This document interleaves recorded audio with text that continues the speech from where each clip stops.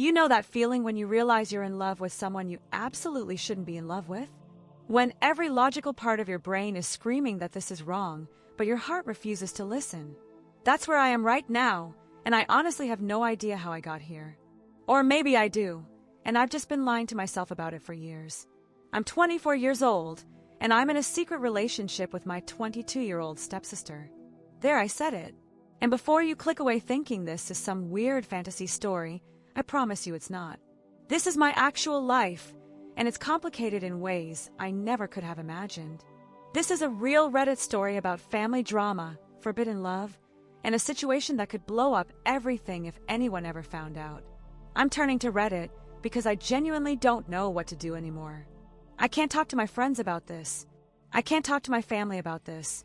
Hell, I can barely talk to Emma about it without both of us spiraling into anxiety about what happens next. So here I am, laying it all out for strangers on the internet, hoping someone out there has some perspective that might help us figure this out. Let me take you back to where this all started.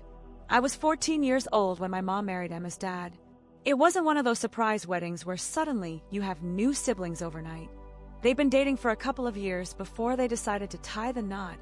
So Emma and I had met before.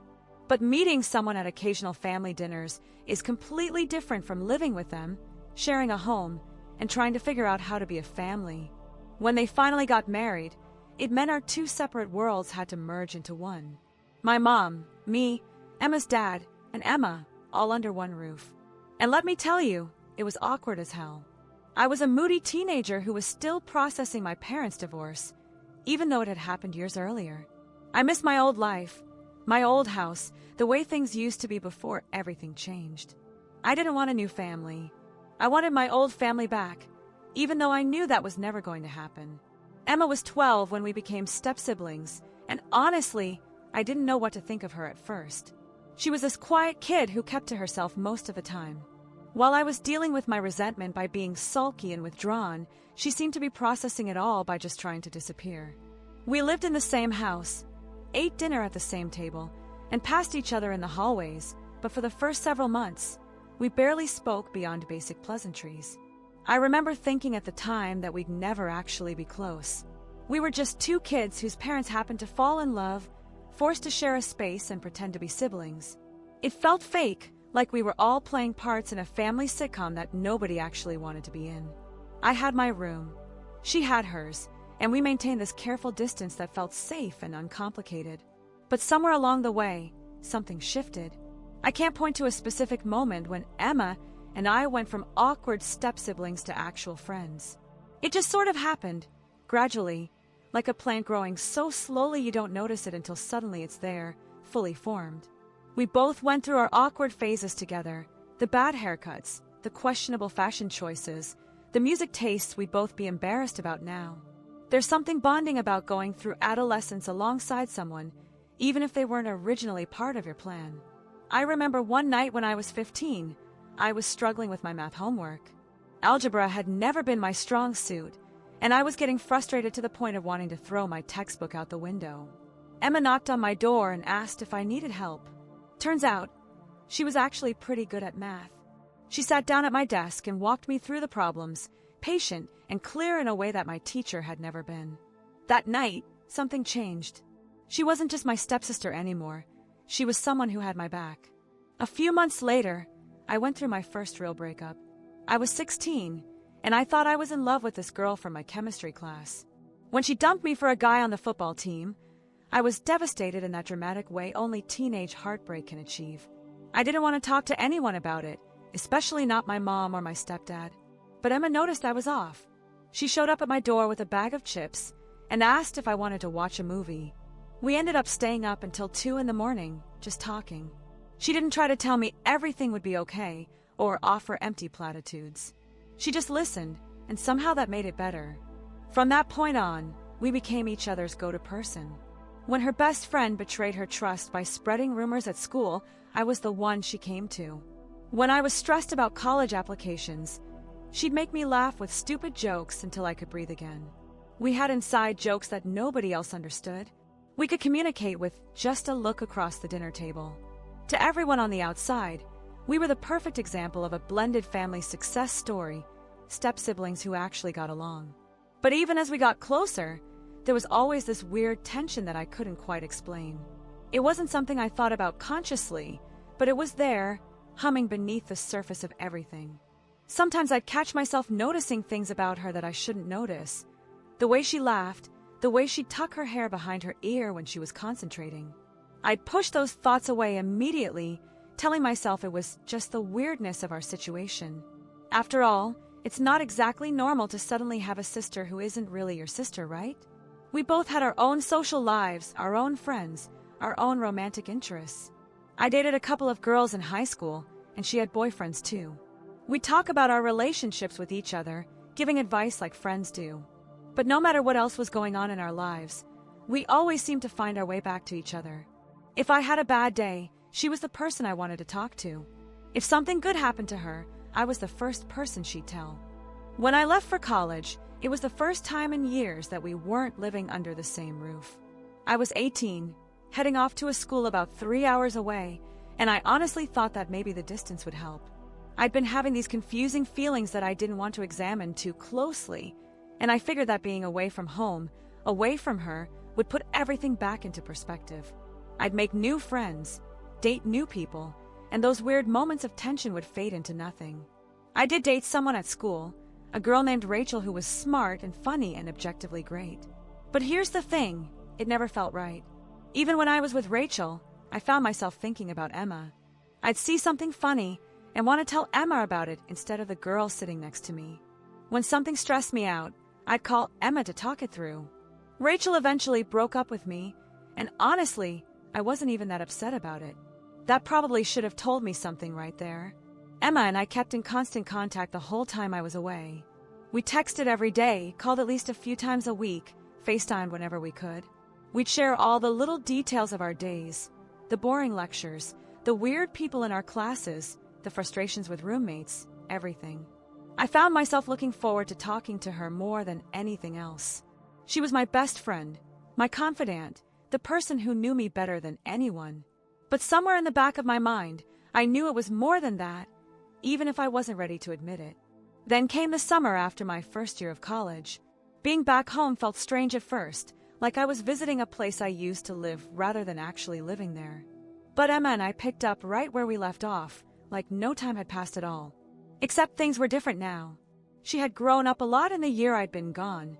She was more confident, more sure of herself. She'd be starting college herself in the fall. And I couldn't help but notice how much she'd changed.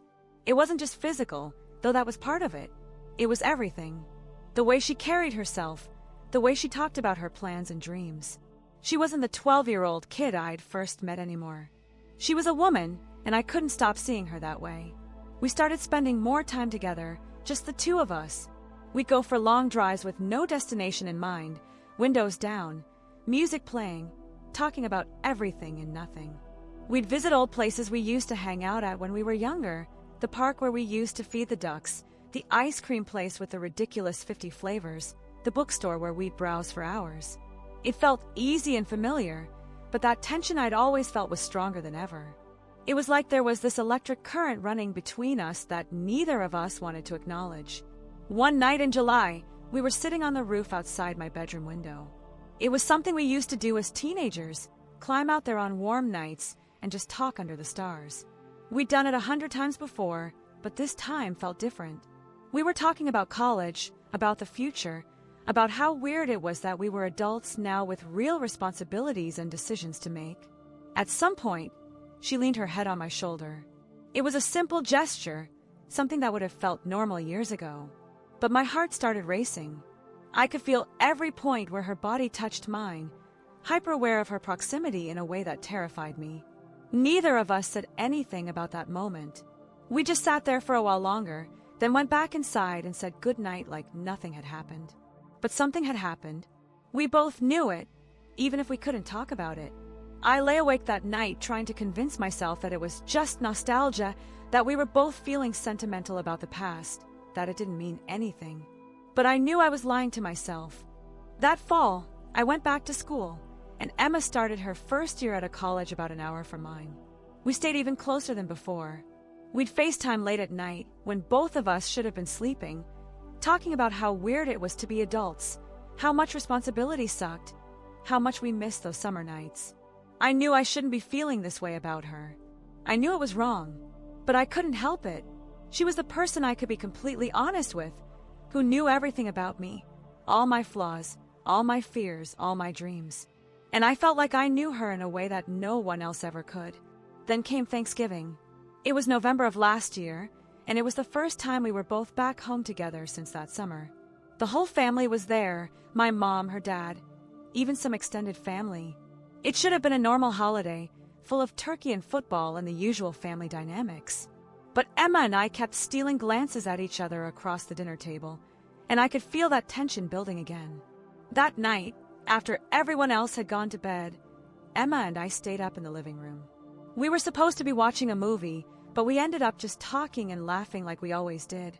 At some point, she put on an old song we both loved, something from when we were teenagers that brought back a flood of memories.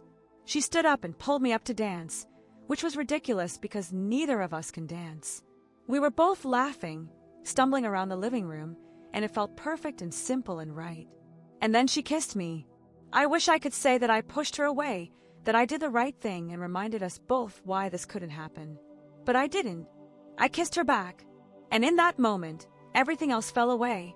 All the reasons why it was wrong, all the complications, all the fear. It was just her and me, and it felt like the most natural thing in the world. We spent the rest of that night talking, trying to process what had just happened. We went over every reason why this was a terrible idea.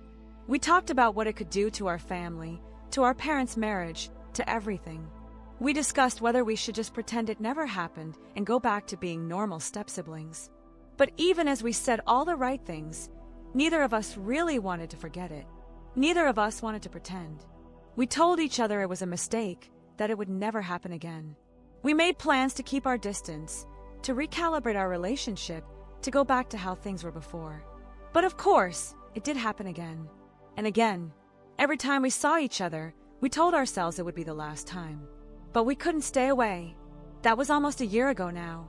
Since then, we've been secretly seeing each other whenever we can manage it. It's become this complicated dance of stolen moments and careful planning.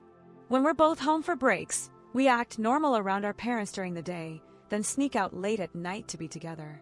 We've become experts at making excuses, study groups that don't exist, friend hangouts that are really just us, errands that take way longer than they should. It's hard, balancing our normal family lives with whatever this is between us. We try so hard to act like everything is the same as it always was, but I think our parents can tell something is different. My mom keeps asking why I don't seem interested in dating anyone. "You're 24, she says. "You should be out there meeting people, having fun." If only she knew. Emma's dad made a comment once about how we seemed closer than ever, which made my blood run cold. I laughed it off, made some joke about how we're just getting along better as adults. But inside, I was panicking, wondering if he suspected something. We've kept this secret from everyone. Not just our parents, everyone. My old roommates from college who ask me if I'm seeing anyone. Emma's best friend who's constantly trying to set her up on dates. Our extended family who thinks we're just really close siblings. We're constantly looking over our shoulders, terrified that someone will notice the way we look at each other, or catch us holding hands where we shouldn't be, or figure out why we're both making excuses to leave family gatherings at the same time. It's exhausting, living this double life. The lying, the sneaking around, the constant fear of being caught. There are moments when I think about what would happen if we just came clean, if we sat our parents down and told them the truth. But every time we discuss it, it feels like we're staring into a black hole. What would we even say? "Hey, Mom and Dad, we know this is going to sound completely insane, but we're in love?" It sounds ridiculous even in my head. And what would it do to them? Our parents are happy together, genuinely happy in a way that's actually kind of beautiful to see. They've built this life, this family, and they're proud of how well we've all blended together. We're their success story. The last thing I want is to destroy their marriage, to make them question whether bringing our families together was a mistake. And what about extended family? What about holidays and family gatherings? If people found out, everything would change. We'd become the scandal, the weird step-siblings who couldn't keep it appropriate. I can already imagine the whispers, the judgment, the looks. I've tried to imagine what it would be like if we broke things off, if we just decided to end it and try to go back to being normal step-siblings. But every time I do, it feels like contemplating losing a piece of myself. Emma isn't just my girlfriend, she's my best friend, my confidant, the person who knows every part of me. We've been through so much together, supported each other through every major moment of our young adult lives. How do you just walk away from that? The rational part of my brain knows that the situation is unsustainable. We can't keep the secret forever. Eventually, something will slip. Someone will notice. A friend will see us somewhere we shouldn't be together. One of us will forget to delete a text message. The longer this goes on, the more chance there is that everything will blow up in our faces. And when it does, not if, but when, the fallout will be catastrophic. But then I'm with her, and all of that logical thinking goes out the window. When we're together, everything else fades away. She makes me laugh in a way no one else can. She understands my fears without me having to explain them. She knows my dreams and supports them unconditionally. We can sit in comfortable silence for hours, or talk until dawn about everything from stupid memes to our deepest insecurities. How do you walk away from someone who feels like home? The worst part is the isolation. We can't talk to anyone about this. Most people in difficult relationships can turn to friends or family for advice and support. We have no one. Well, we have each other, but when you're both in the middle of a situation, it's hard to see clearly. We go in circles, having the same conversations over and over. Should we tell our parents? Should we end it? Should we wait until we're both more established in our careers and lives? Should we just run away together and start fresh somewhere new where nobody knows us? Every option feels impossible. Telling our parents could destroy our family. Ending our relationship could destroy us. Running away feels like a fantasy that would probably create more problems than it would solve.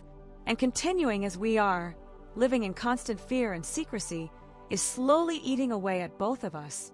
I can see it affecting Emma. She's more anxious than she used to be, always worried about who might be watching or what she might accidentally reveal. And I know it's affecting me too. I feel like I'm always on guard, always performing, never fully relaxed except in those stolen moments when we're alone together. Sometimes I wonder if what we have is real or if it's just amplified by the forbidden nature of it all. Are we actually in love, or are we just caught up in the intensity of something we're not supposed to have? But then I remember all the years before the kiss, all the times I felt drawn to her without understanding why, all the ways she was always the person I wanted to share things with. This didn't start last Thanksgiving. It's been building for years, maybe from the very beginning, even when we were too young to recognize it for what it was. I think about the future a lot. Where does this go? We can't get married without exposing everything. We can't have a normal relationship where we post pictures together on social media or bring each other as dates to events. We can't move in together without raising questions. Every milestone that normal couples get to celebrate would have to be hidden or explained away. Is that any way to live? Can a relationship survive long-term under those conditions? And yet, despite all of this, despite the fear, the secrecy, the impossible complications, I can't imagine my life without her. When I think about my future, she's in it. When I picture myself 5 years from now, 10 years from now, she's there. Not as my stepsister, but as my partner. The person I come home to. The person I build a life with. Is that naive? Probably. Is it realistic? I honestly don't know. I've read stories online about people in similar situations, step-siblings who fell in love. Some of them made it work. They told their families, weathered the storm, and eventually people accepted it. Others ended in disaster, with families torn apart and relationships destroyed. I can't predict which outcome we'd face. Our parents might surprise us and be more understanding than we think. Or they might react exactly as we fear, with horror, disgust, and anger that we could do this to them. There's also the legal aspect, which honestly I haven't let myself think about too much. Technically, we're not blood related, so there's nothing illegal about what we're doing. We're adults. We're not breaking any laws. But socially, that's a completely different story. Society has pretty clear ideas about what's acceptable and what's not, and step-siblings dating definitely falls into the not category for most people. Even though there's no biological relationship, the family connection makes people uncomfortable. I get it. If I heard the story about someone else, I'd probably think it was weird too. But this isn't someone else's story. It's mine. It's ours. And from the inside, it doesn't feel weird or wrong. It feels like love. Messy, complicated, inconvenient love, but love nonetheless. We didn't plan this. We didn't wake up one day and decide to make our lives impossibly difficult. It just happened, slowly, over years of getting to know each other and being there for each other and building something real. So here I am, laying all of this out for Reddit, hoping that someone out there has some wisdom to share. Has anyone ever been in a situation even remotely like this? How did you handle it? Did you tell your family? Did you try to make it work? Did you walk away? I need perspective from people who aren't us, who can see the situation more clearly than we can from the inside. I know some of you will say we should end it immediately, that we're playing with fire and we're going to get burned. I know others might say we should come clean and let the chips fall where they may. Some might suggest we wait, keep things secret until we're both more independent, with our own careers and homes, less financially dependent on our parents. And maybe some of you will think this whole thing is fake, or messed up, or both. But I'm asking genuinely, is there a way to make this work? Is there a path forward where we don't have to choose between each other and our family? Or do we need to face reality and accept that some things, no matter how much we want them, just aren't meant to be? I need to hear perspectives beyond our own circular arguments. I need advice, even if it's tough to hear, even if it's not what I want to be told. This is a real Reddit story about family drama and relationship issues that I never thought I'd be living through. It's about forbidden love and impossible choices and the fear of losing everything that matters. It's about two people who grew up as step-siblings and somewhere along the way crossed a line that maybe they shouldn't have crossed. It's about the gap between what society says should be and what our hearts are telling us. Whatever happens next, whatever we decide to do, I know our lives will never be simple. But maybe that's okay. Maybe complicated is just part of loving someone against all odds. Or maybe I'm just desperately trying to justify something that has no justification. I honestly don't know anymore. If you've read this far, thank you for listening to this messy, complicated story. Any advice, perspective, or even just acknowledgement that you've heard us would mean more than you know. We're stuck between two impossible choices, and we're running out of time to decide which impossible choice we're going to make. This is my confession.